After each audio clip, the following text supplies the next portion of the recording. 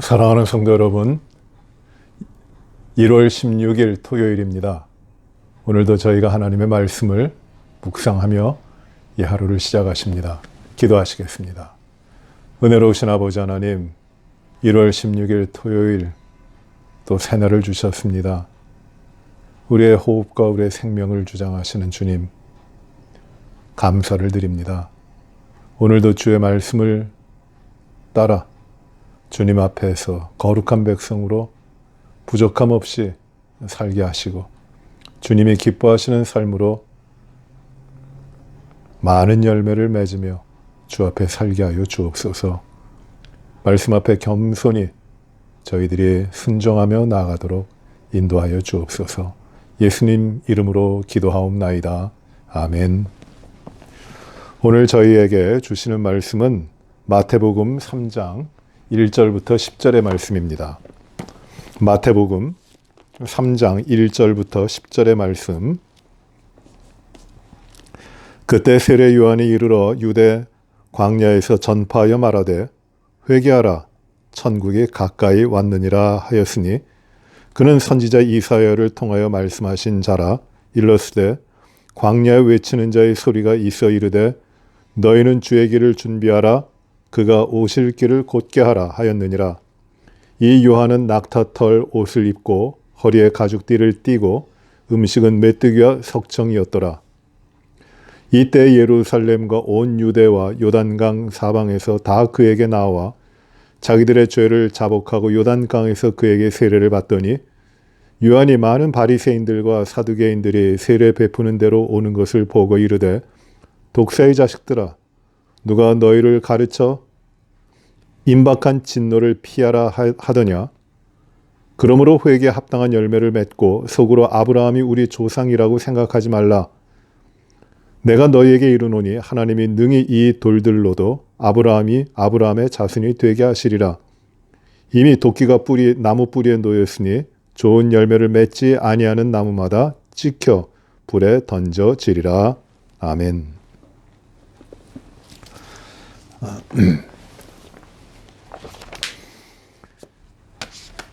마태복음 3장의 말씀에서는 세례 요한의 사역이 나옵니다. 예수님보다 먼저 와서 예수님의 길을 준비하고 요단강에서 세례를 베풀며 회개하라고 외친 세례 요한입니다.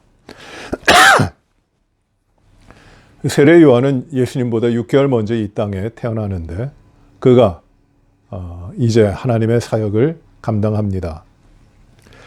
여인이 낳은 사람 가운데 가장 큰 자, 바로 세례 요한입니다.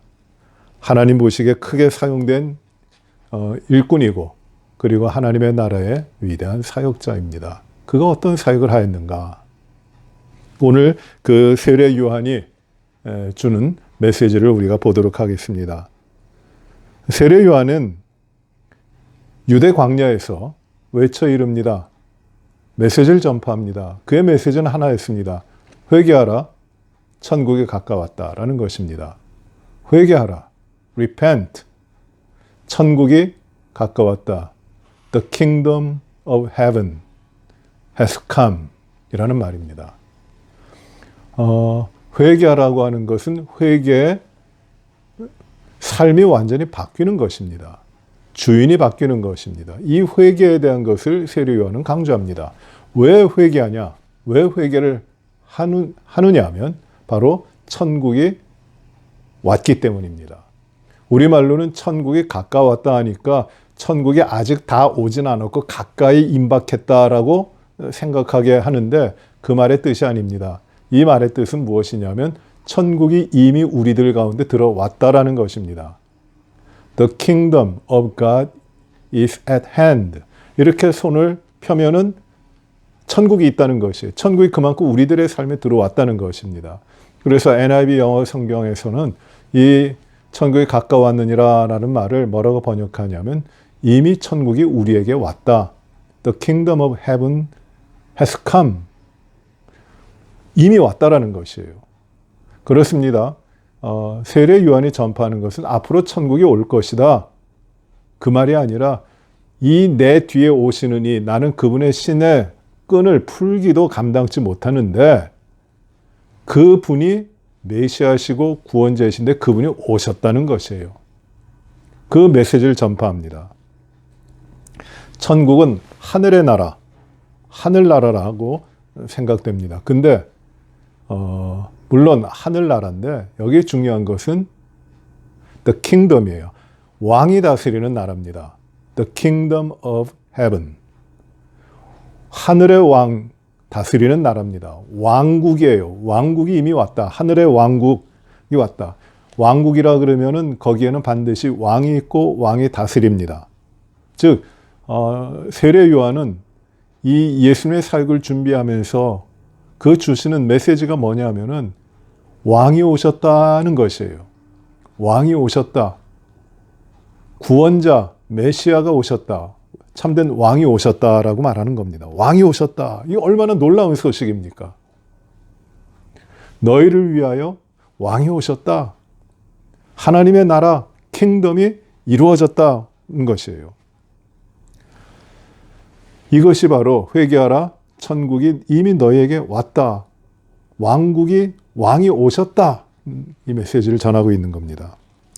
2절에 보시면 이 세례 요한이 누구냐?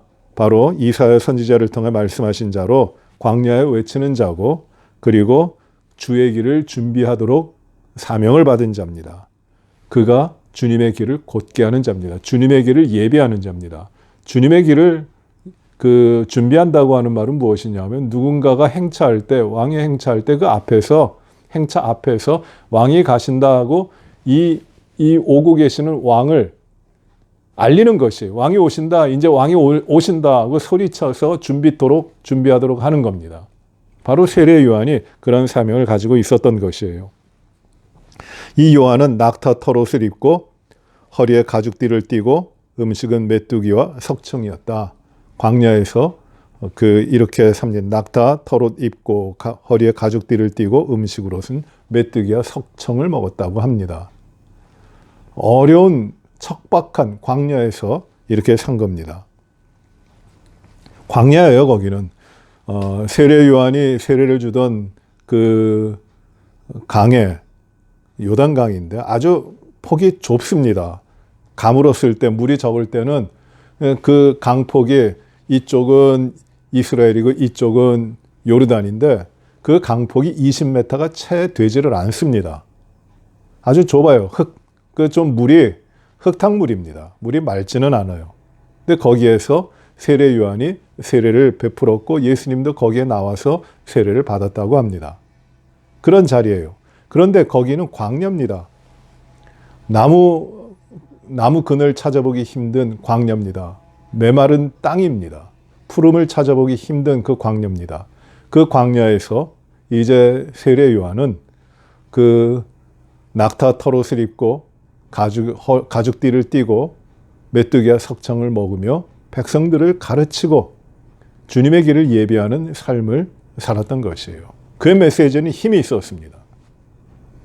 왜 힘이 있었냐 하면 왕이 오심을 전파하기 때문이에요. 이 많은 사람들이 세례 요한 앞에 와서 세례 요한 앞에서 죄를 자복하고 그리고 세례를 받습니다. 세례는 무슨 표냐면 완전히 변화되는 표예요. 세례의 표는 옛사람이 죽고 새로운 사람으로 태어나는 것이 세례입니다. 장사되고 신생하는 것이 세례의 의미예요.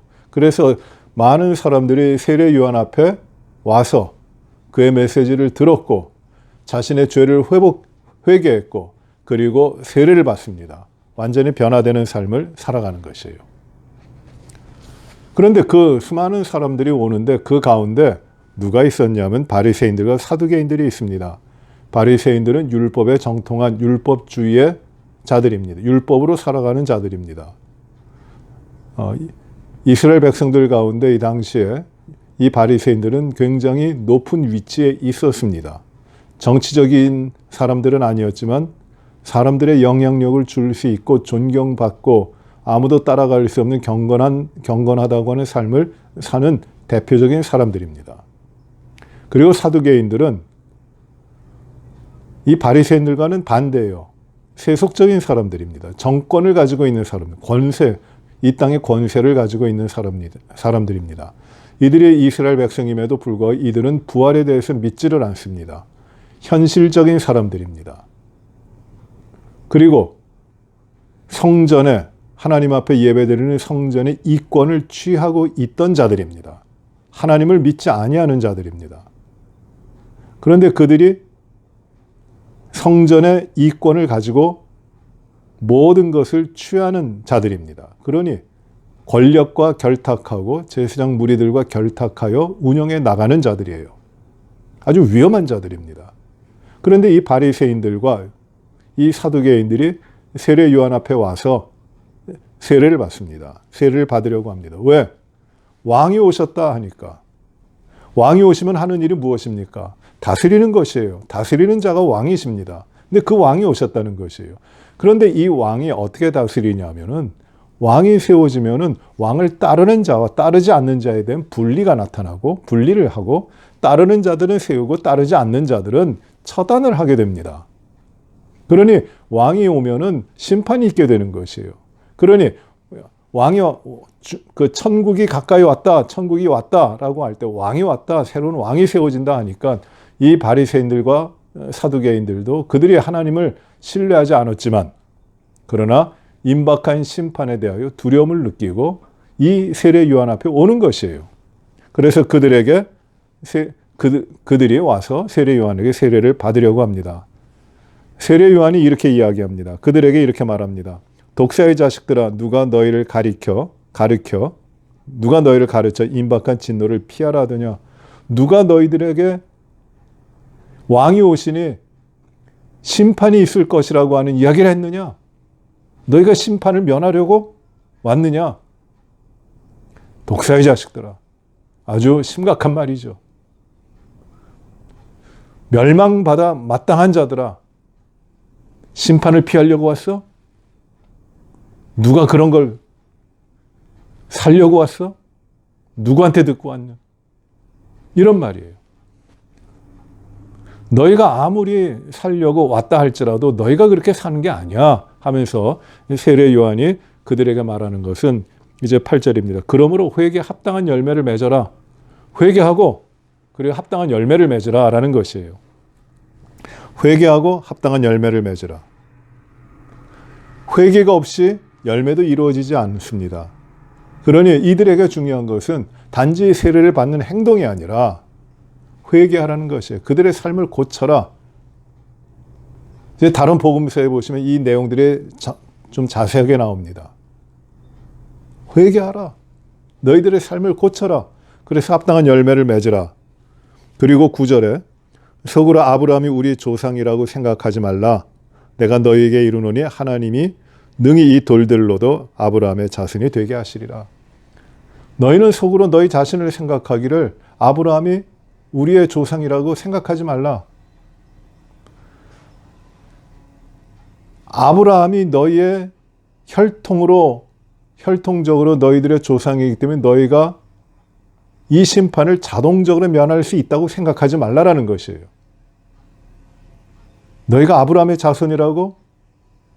그러나 회개하지 않으면 하나님의 나라에 합당하지 않는다. 심판당한다는 것이에요.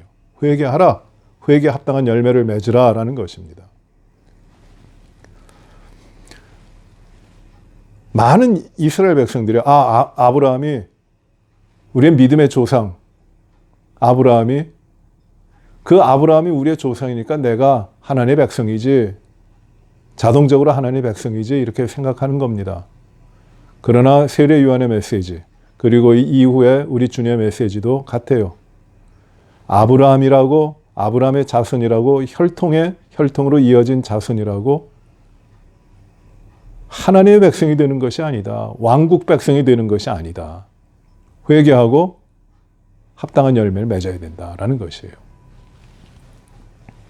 하나님이 능히 이 돌들로도 아브라함의 자손을 만드신다. 아브라함의 자손이 아니지만 육체적으로는 아니지만 하나님이 하시면 하나님께서는 돌들로도 아브라함의 자손을 만드신다라는 말입니다.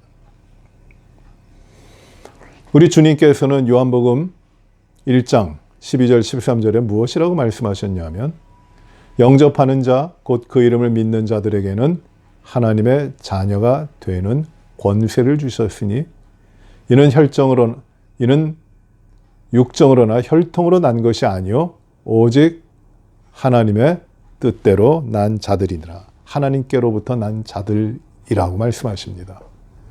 하나님의 자녀가 된다고 하는 것, 하나님의 백성이 된다고 하는 것은 조상이 누구냐에 따라서 혈통으로 난 것도 아니고 육정으로 난 것도 아닙니다. 사람의 뜻으로 나는 것이 아닙니다. 어떻게 하나님의 뜻, 하나님의 백성이 되는가? 바로 하나님의 뜻대로 나는 것이에요. 내 삶을 그대로 주장해서 하나님의 자녀로 되는 것이 아닙니다. 하나님의 뜻대로 변화되어야 됩니다. 이 하나님의 뜻대로 변화되는 것이 무엇이냐면 회개라는 것이에요. 회개는 단지 내가 무엇을 고치겠다는 것이 아니라 회개는 내가 하나님 없이 살아왔던 나의 삶을 완전히 돌이켜 하나님 앞으로 하나님을 바라보며 하나님 앞에 삽니다라고 하는 완전한 변화입니다. 죄악을 향하여 이쪽으로, 세상을 향하여 이쪽으로 가던 사람이 완전히 돌이켜서 하나님을 바라보고 하나님을 향해 가는 이 변화, 완전한 변화, 180도의 완전한 삶의 변화가 바로 그것이 회개입니다. 내가 불신으로, 내가 그 신앙 없이, 믿음 없이 살아왔지만 이제는 믿음을 가지고 삽니다라고 하는 이 변화가 회개입니다. 그런데 이 회개는 완전한 삶의 변화인데 여기에는 회개에 합당한 열매가 맺어져야 됩니다. 구체적으로 그 회개의 열매들이 변화된 모습들이 이루어지는 것이에요. 이 열매를 맺으라. 열매가 없이는 회개는 아니다라는 것이에요. 죄악의 길로 가던 자들이 그 죄악의 길을 끊고 성결의 길에 삶으로 들어와서 그 거룩한 열매들이 맺혀져야 됩니다. 분쟁과 갈등 가운데서 이기적으로 살아가던 삶이 이제 회개하여 하나님의 중심의 삶으로 나아가면서 하나님이 기뻐하시는 거룩하고 온유하고 하나님의 뜻을 이루어나가는 삶으로 변화되는 것이 이게 회개입니다. 회개는 단지 내 마음의 변화가 아니라 내 마음과 내 영혼의 모든 변화를 통하여 내 삶의 구체적인 변화가 이루어지는 것이에요. 아, 나는 회개했다. 아, 나는 완전히 이제 돌이켰다. 하고 옛날 삶을 계속 이어가는 것이 회개가 아니에요. 회개는 내 삶이 온전히 하나님 앞에 다시금 세워짐으로 말미암아 내 삶에 변화된 그 열매들이 맺히는 것이 회개입니다.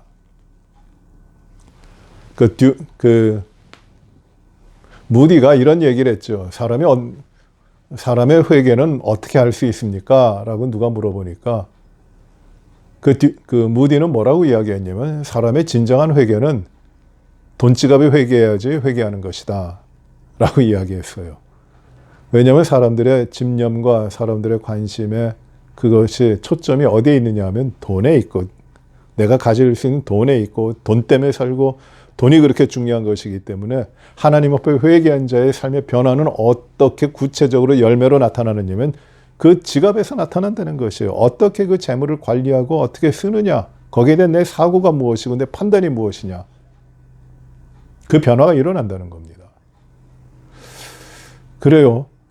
지금 이 세례 요한이 주님의 길을 예비하면서 주는 메시지는 바로 간단합니다. 이겁니다. 첫째는 주님이 오셨다. 왕이 오셨다. 둘째는 회개하라. 셋째는 합당한 열매를 맺으라. 변화되라는 것이에요. 다시 말해서 왕이 오셨으니 이제는 왕을 모신 자의 삶을 합당하게 살아가라는 것이에요. 내 자신이 주인이 되어서 내 뜻대로 사는 것이 아니라 이제는 왕이 오셨으니 왕의 백성으로 살아라. 이것을 말씀하고 있는 겁니다. 우리 주님 오셨습니다. 우리 주님이 우리를 다스리십니다. 주님이 우리의 왕이십니다. 왕이신 우리 하나님, 우리가 찬양을 하죠. 왕이세요. 우리 주님은 다른 분이 아닙니다. 나의 왕이시고 모든 걸 통치하시는 이 왕이십니다.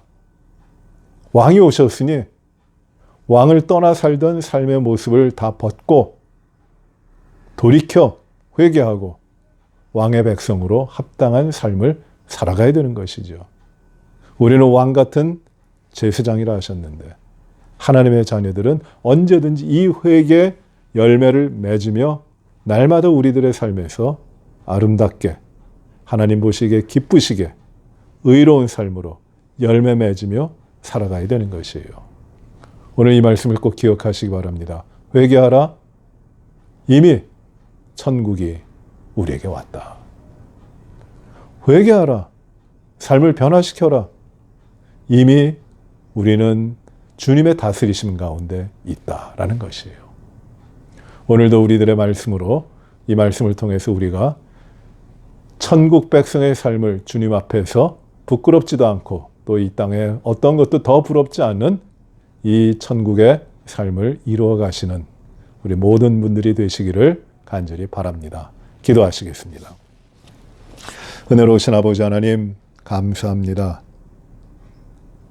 세례 요한의 메시지를 통하여 주님, 왕 되신 주님이 오시기에 회개하고 회개에 합당한 열매를 맺어 주님의 백성의 삶을 살라고 우리에게도 오늘 말씀을 주셨습니다.